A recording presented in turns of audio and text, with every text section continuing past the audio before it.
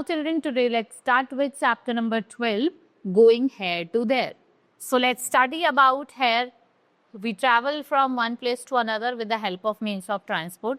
To live our life, we all need to travel from here to there. Earlier, people traveled from one place to another on foot. Later, they used animals, जैसे उन्होंने donkey, horse, camel, elephant का use करा.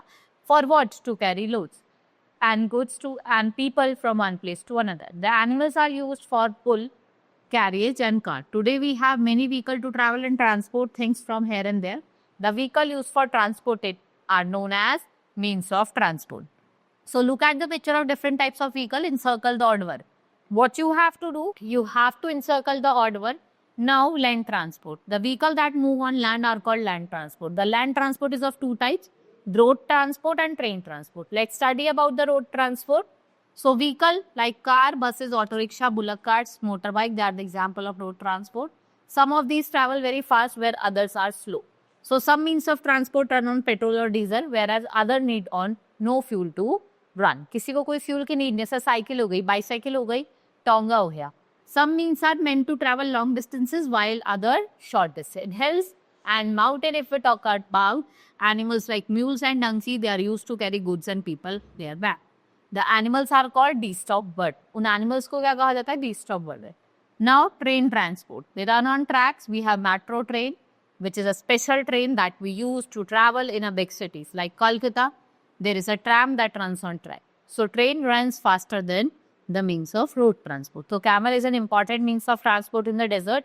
It is called ship of desert. Now some vehicle have 2 wheels, some have 3, some have 4. You have to write the number of wheels of the vehicle shown in the picture.